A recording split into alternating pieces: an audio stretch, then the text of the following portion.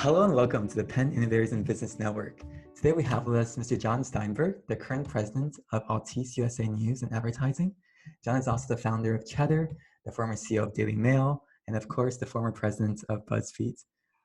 Jon is a Disney Imagineer, a real estate analyst, an internet entrepreneur, a Booz Allen consultant, a stockbroker, a Googler, a venture capitalist, a BuzzFeeder, and an entrepreneur. Welcome to the interview, Jon. Thank you for having me. We just wanted to say this entire interview is dedicated to the Basser Center at Penn for BRCA. And the Basser Center is working on treatments for BRCA cancer, and it's one of the first research centers working on this. Jon, how did you know about the BRCA? Well, my wife, Jill, went to Penn, and so we're very involved with Penn. And she has the BRCA genetic mutation, which is highly correlated with breast cancer and other kinds of cancers. And so Jill serves on the board of the advisory board of the Basser Center at Penn, and we've kind of donated a lot of our philanthropic and other efforts towards helping them find a cure for these kind of genetic mutations. So the Basser Center is very close to our hearts, and Penn is close to our hearts, and so it made a lot of sense for us to give any funds that you raise to the Basser Center. Section. So without further ado, Jon, how did this all start as a Disney Imagineer? Well, I basically wrote them a letter. I saw on an early dial-up bulletin board system that they were looking for people to become Imagineers. And I filled out a questionnaire online, this was pre-internet, and wrote an essay with a bunch of ideas that I had. And I got a call from Imagineering, and they basically hired me to be an intern, and I just did gopher type work and basic help out type stuff during summers and school breaks. And I did that from the time that I was in 10th grade until right around when I graduated, right around when I was entering college, right around until I was entering college. So it was about a 3-4 year type experience. And I always wanted to be a Disney Imagineer, so it was incredible. And you were only 15 at this time? I was 15, yeah. I was 15 at the time. So that's when it all started, yep. That's so interesting. And at this time, who was your role model? My role model has really always been my dad. My father is a very successful real estate broker. He changed his career from being a doctor to being a real estate broker. So that always inspired me that you can reinvent yourself. He's always been an incredible negotiator. And I grew up watching him through his various entrepreneurial ventures.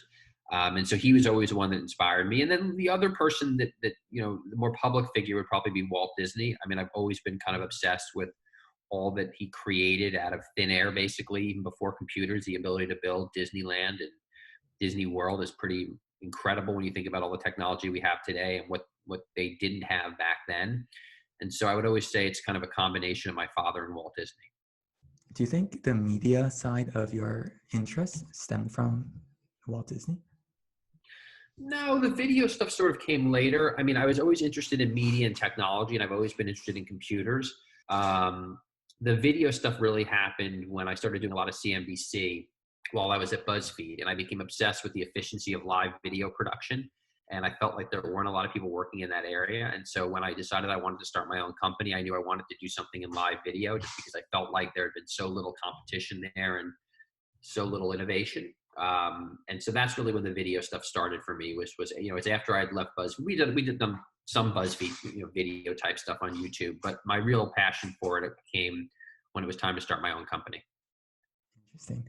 We will get to that very, very soon. But after becoming an Imagineer, then you went to Princeton. And if you could do anything over or relearn anything or redo college, what do you think you would change? And also advice for other classes. I think, they offered me to kind of go work at Disney straight out of high school, right? And to skip college or delay college. And I really wish that I had done that. And then the other thing I wish I had done is, I got into Stanford too, and I wish I had gone to Stanford instead of Princeton, because there was so much technology innovation going on out in the Valley during that period of time. It's when all the startups were really getting going in the internet.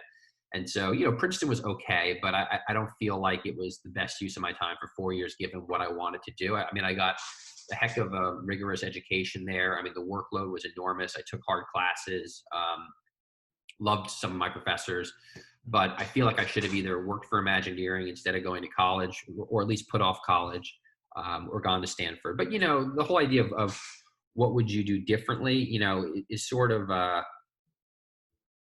it's sort of a waste of time to think that way, really, because, you always end up where you are because of what you've done. And I've had a very kind of meandering, weaving path. And so I'm happy where I am now. And I guess that, I can't really make any complaints about the decisions that I made. I'm not really big for looking backwards. And at this point, you've gotten into Princeton, you've gotten a Disney Imagineer job, which is incredible, and then you've gotten into Stanford too. Is there anything during college that broke the success streak?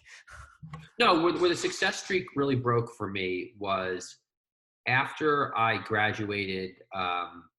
After I graduated college and kind of through business school, my career sort of went sideways at that point. I had done some interesting things, but, I basically found myself after business school in my mid to late 20s working at Booz Allen on just boring, horrible projects in office parks in the middle of nowhere, working on very mundane type stuff. And I felt a little bit like someone who was a child star who had all this early success and then it had all sort of petered out.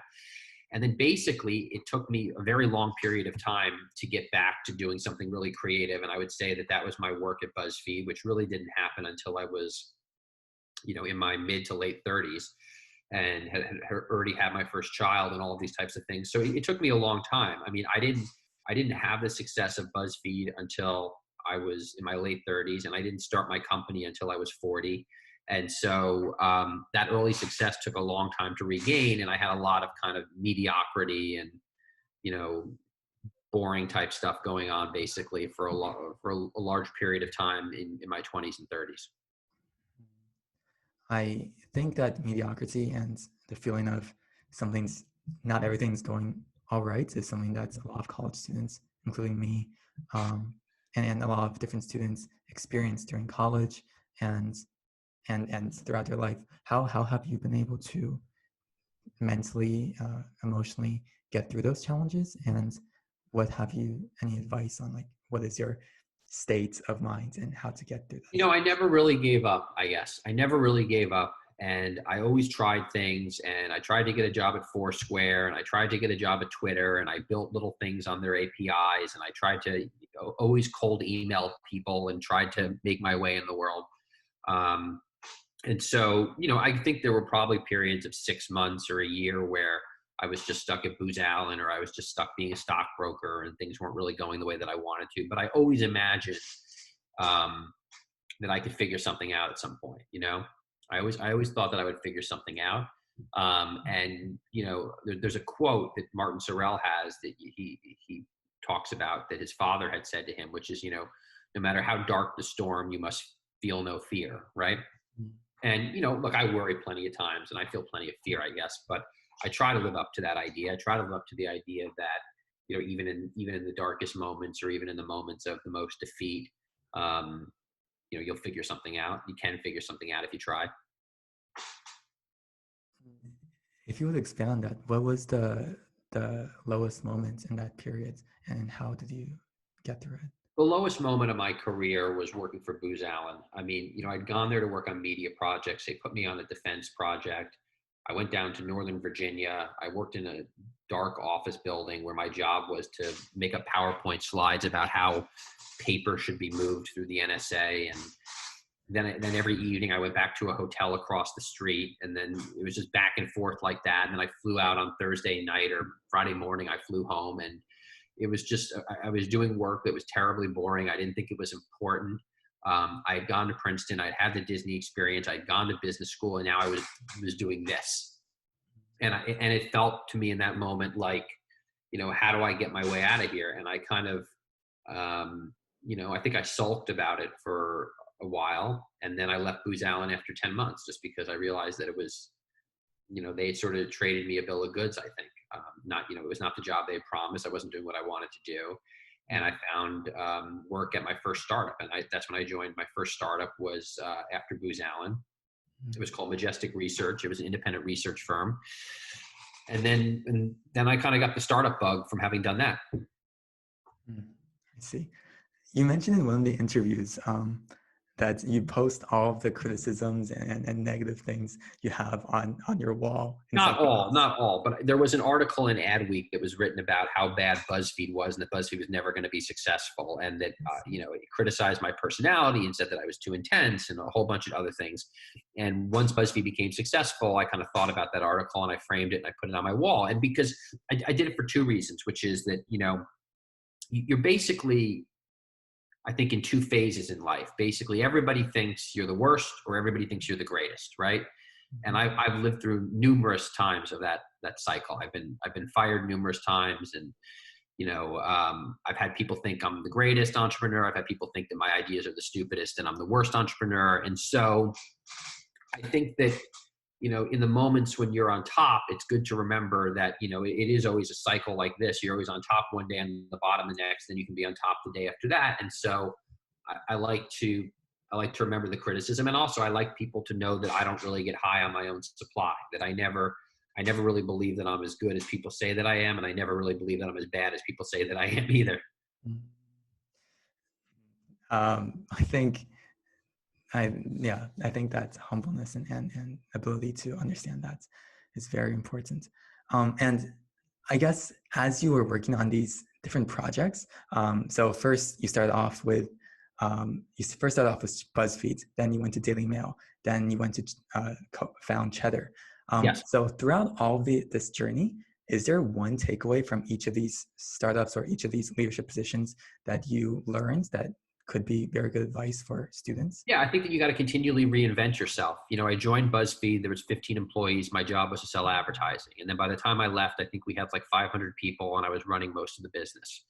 And so you've got to continually up-level yourself and become somebody new and reinvent yourself and reinvent what you're doing. And if you try to stay the same, you won't be able to do what's needed for the next phase of the journey. And DailyMail, I had to learn about operating in a much bigger company, and then BuzzFeed, then Cheddar, I had to go back to kind of starting from scratch, and then now at Altice, I run a really big division, and so I had to kind of go back to learning how to be in a big company and drive a much bigger boat, and and then we had to adapt to COVID, which changed basically everything. So I think that flexibility, reinvention. I often say that the change is the elixir of life. And the people that can kind of ride change like a wave and get used to change and feel comfortable with it and recognize that is always the steady state. Change is always the most common state that you're going to be in business. I think that those people tend to do better than people that are scared of change, because there's no getting around change. Change is always going to be there. It's going to be there every single day of your existence, in especially kind of entrepreneurial work. I understand change is the steady state of existence, but some change seems almost too big. You were the CEO of DailyMail, then you went down to like co-founds or starts a very, very small startup at the time, Cheddar. Yeah. What made you make that decision?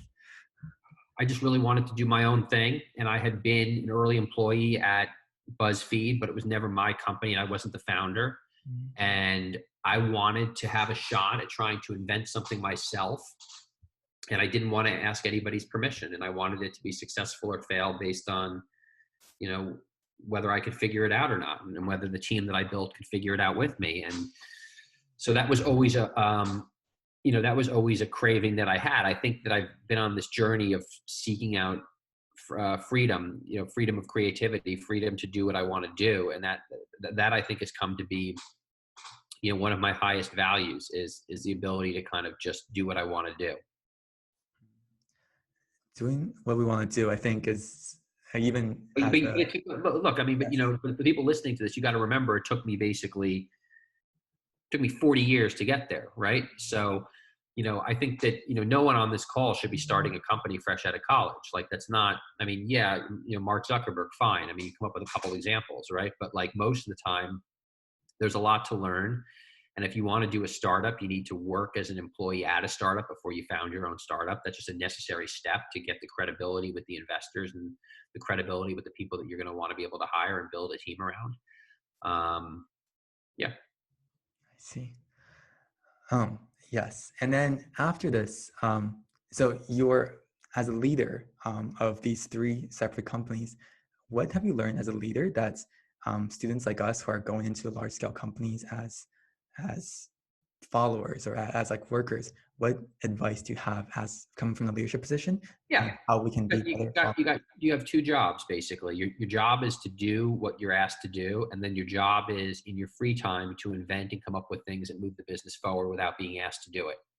And more than just writing down a bunch of ideas, actually coming up with a plan, building a prototype, pulling together people to kind of mock or sketch something out.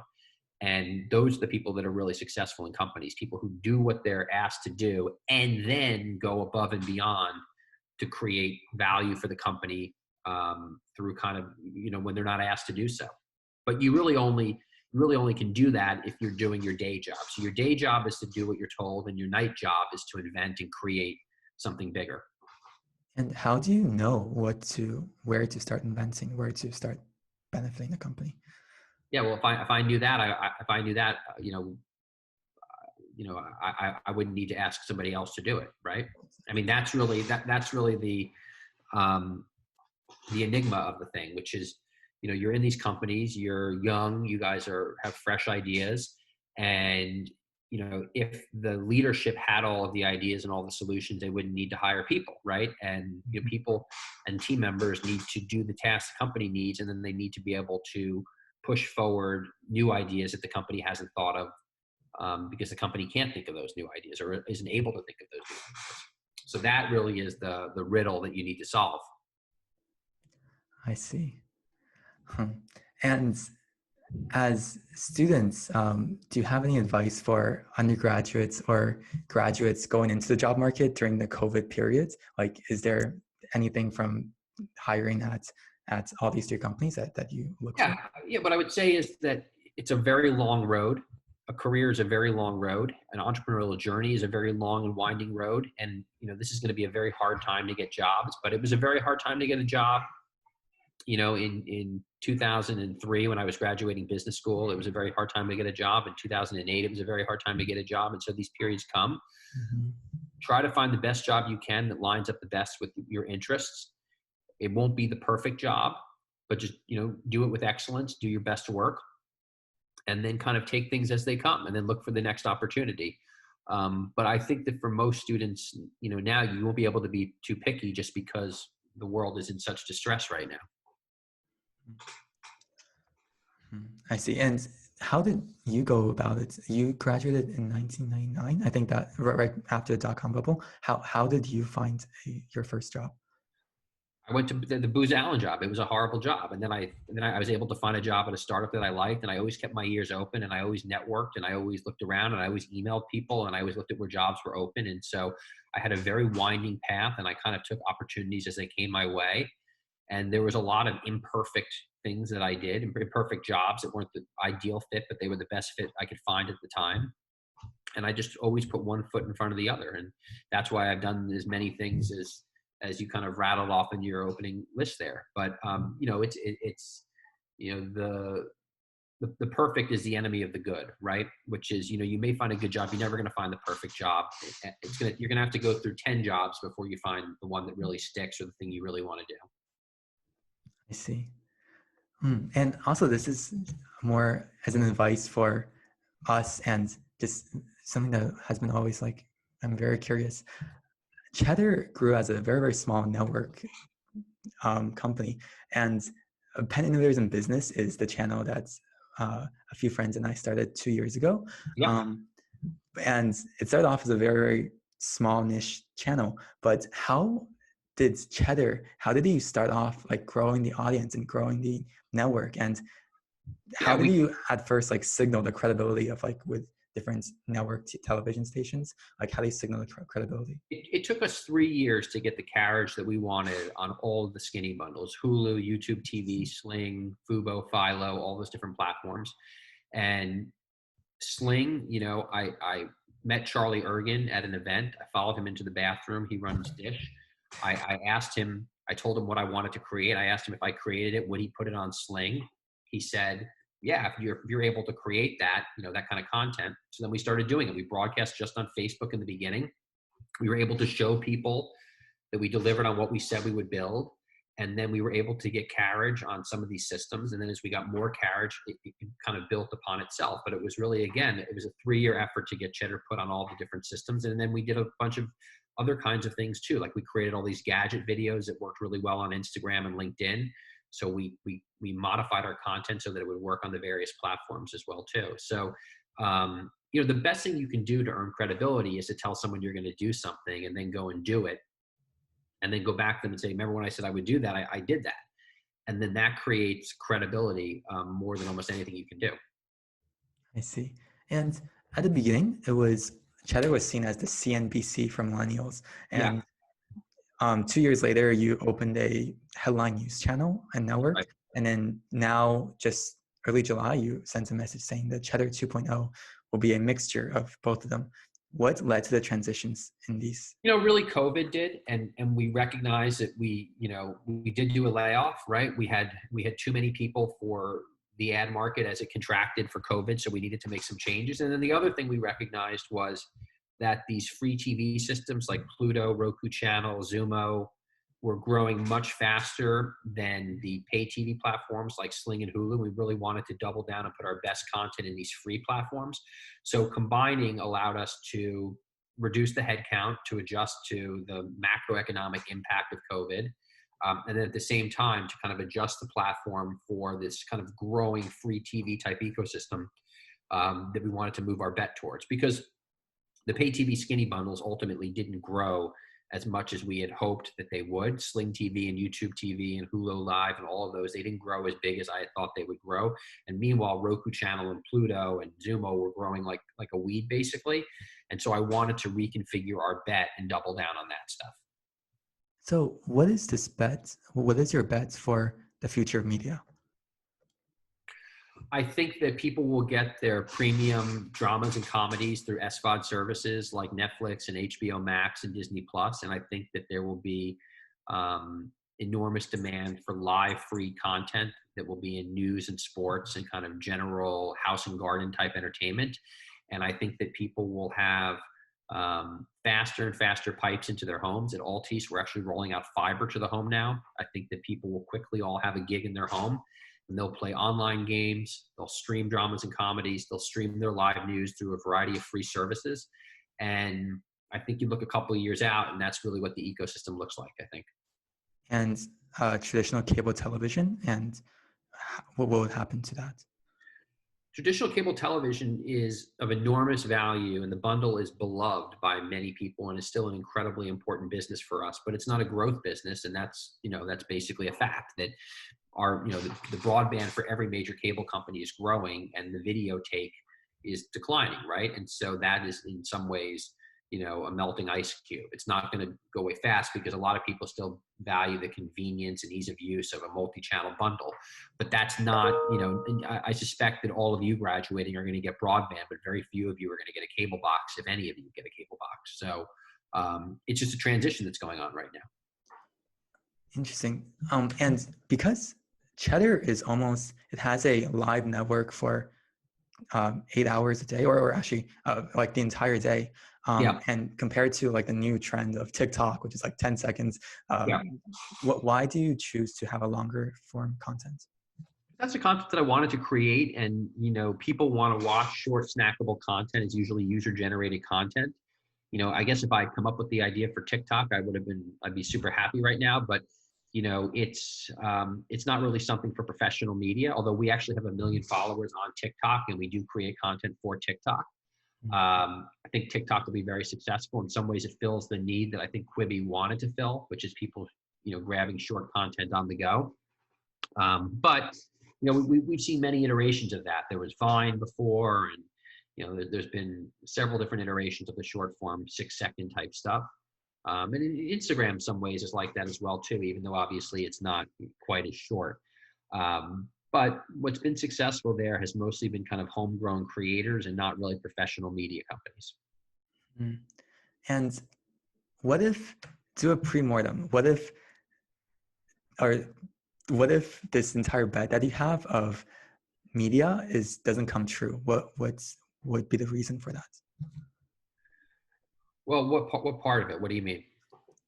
what if traditional cable television does continue and maintain a very Or do you mean like what if Cheddar hadn't worked? What would have been the yes. Mhm. if Cheddar hadn't worked, it would have meant that all these systems that people were consuming content on never came into being and the consumption never came there, and that basically everybody continued to watch traditional linear cable television. Mhm. And we saw, and that would have been the bet. That would have been the failure of the bet, that the distribution would not have changed. We would have been too early. So that's why, that's really the primary reason why the bet would have failed if it failed. In fact, we got the bet right, but in all of these things, you're always placing these kind of bets. I see. I see. Yes, and I think that's the first section of the questions. Okay, And good. then we have some Q&A questions, and we'll just remind everybody again, feel free to, on the bottom of the screen, there's a Q&A button, and feel free to submit questions, and we will try to do our best to get to most of them.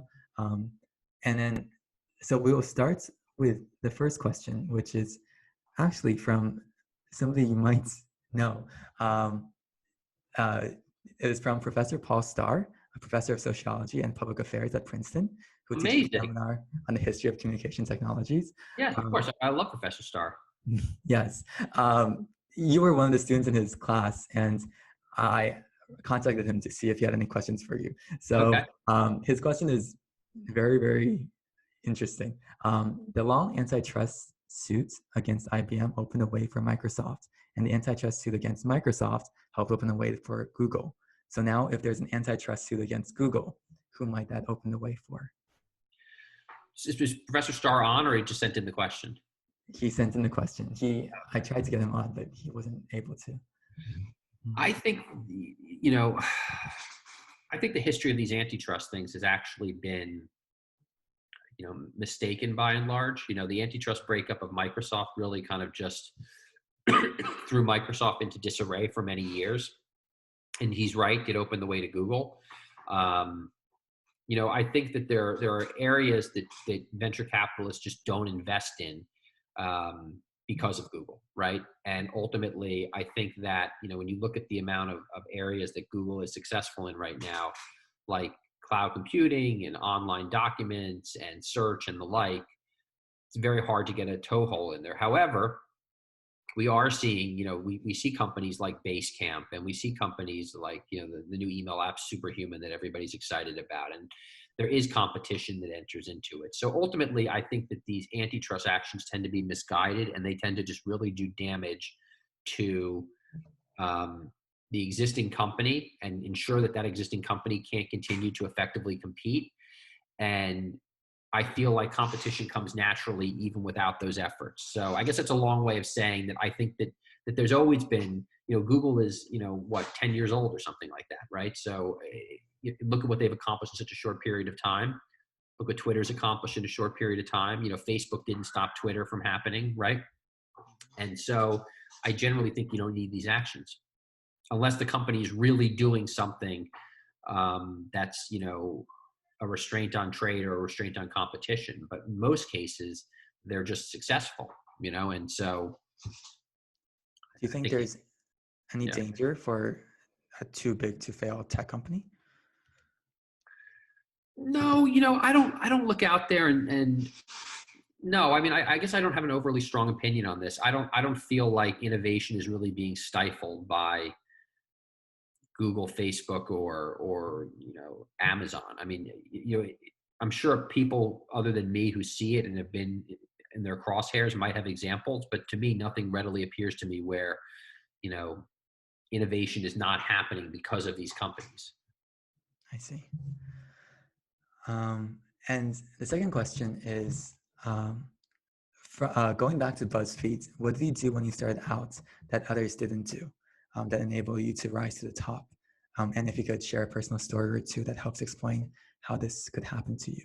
Yeah, so I'll tell you. First of all, nobody wanted to work at BuzzFeed because BuzzFeed was not a hot company in 2010. Everybody wanted to work at Foursquare. And so when I got the opportunity to go there to be the business builder, I took it because it was the only opportunity that was open. Nobody else wanted to do that at BuzzFeed. The other thing I did was, a lot of times when someone comes into a company with a founder, they tell the founder everything that they need to change in order to be able to make the business monetizable or generate revenue. And I did the opposite. I said, I'll come in and I'll sell what you have. I'll learn to sell advertising. I'll learn to generate some monetization. And so those were the two things that I brought. And then once I had generated some monetization, I raised ideas and changes that I thought we needed to make. But starting out of the gate, I just brought value. And I think that's really the key. You pick a company that nobody else wants to work for and you bring value right away. And this goes back to your point of, as a worker, you should first focus on doing your job, then creating new ideas. Exactly. Or do both at the same time, but just make sure you're doing your job. I see. And has there been an example of somebody who has done that for you in a company that you really are impressed by?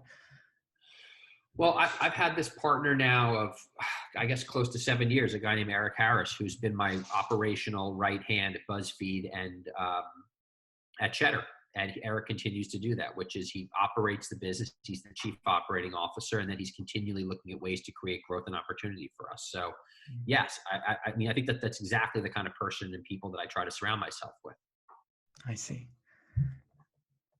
And then the second question is, can you talk about someone other than your father who has served in the role of a mentor for you during your 20s and 30s, and how? Why, you don't like my father? As that's not a good enough. No, I had a mentor. I had two mentors at Disney when I was an Imagineer. A guy named Dave Fink and a guy named Trevor Bryant. And they taught me the line that I gave you. You know, I went to Dave when I was hired as an intern at Imagineering, and I said, you know, what should I do? And he said, if I knew what you should do, I would have just done it myself and not hired you. And so, you know, I learned a lot of lessons there about creativity and figuring things out and bringing value. And so, you know, also I had another mentor, Jerry Spire, the real estate developer, who taught me about negotiation and business deals and basically taught me, you know, you only get one reputation. And when you shake someone's hand on a deal, you're bound to that deal, even if you decide later you don't like that deal. So I picked up a lot of good chestnuts, I call them, kind of from almost every single person that I worked for or I was exposed to when I was in my, you know, teens and early 20s. I see. And the next question is from Wharton Senior David. What were some challenges and hurdles during the meteoric rise of BuzzFeed? Well, we had, you know, what I always say about BuzzFeed is I had 2 bad years and 2 good years. So I got there 2010, and Jonah's bet was that Facebook would send enormous amounts of social traffic to the kind of content we were creating. And my bet was that native advertising or advertorials would really take off. And from 2010 to 2012, that was not going so well. Those were our bets. Neither one of them was clicking. And then in 2013, Facebook started sending tons of traffic to the quizzes and the BuzzFeed articles and stuff. And the advertiser demand for native content and us creating branded content for them became enormous. So I had 2 years where every board meeting was torture, and I went home every night thinking I was getting fired. Then I had 2 years where, you know, everything I did was perfect, basically. And so, you know, that goes back to where we sort of began the conversation, which is really, you know, in the 2 years that the board thought I was the worst, you know, I never thought I was the worst. I thought that I was just trying to figure stuff out, and it was a hard problem to solve, and we were struggling, and it was what it was. And then 2 years later, you know, everyone on the board and everyone would always say, oh, we need to find someone like Jon Steinberg for this company or that company because he's the best at doing this stuff. And so, you know, I'm lucky, I think, that those first 2 years were so hard because, you know, look, I don't think of myself as someone who can get a big ego, but you know, any person can get a big ego and anybody can get an inflated sense of self. Had it the first 2 years, everybody told me how great I was. Maybe I would have believed I was so great. You know what I mean? But I had 2 years before where the same people were telling me that I was terrible. So basically when they told me I was great, I kind of knew that, you know, approval and things like that are fickle and they change with time. And so, you know, that's a bit about my time, my hurdles at BuzzFeed. And what was the secret? I know there's a viral marketing class at Penn, and the second lesson or third lesson is they want everybody to make a BuzzFeed quiz and then launch it and then see who can get the most views. What was the secret, or if you can tell us, of getting people to like share? It was just creating a lot of content. I mean, that was, you know, the secret was really creating enormous amounts of content that you thought would work on Facebook, and then some of it did work on Facebook. I mean, that really, that's as much the secret as it is anything. And then continually adjusting and creating new formats that would, we did GIFs before anybody was doing GIFs, and then we did the quizzes before anyone was doing the quizzes, and then we did the, Jonah was constantly coming up with new formats and testing them. So it was as much about kind of testing and trying as it was hitting on any one perfect thing. Let's see. Okay, our next question is from Catherine Lee. How did you build your initial team for Cheddar? Do you have any advice for finding optimal business partners? Well, this is why it's so important to be part of a successful startup before starting your own company, which is I was really able to pull a lot of great people that we had worked with at BuzzFeed, who had been great teammates of mine, to come and be teammates at Cheddar. And so I was able to build off of, the BuzzFeed alumni network in a way. And so that's why you really have to build a deep network of people that you know in the kind of startup world, so that when you go to find your founding team, you're able to pull from people that think you have credibility and have worked with you before and understand how you work, because those first few hires you're really going to have to source through your network. And so that's how we did it with BuzzFeed. And was there any mistakes in hiring, and how did you address that?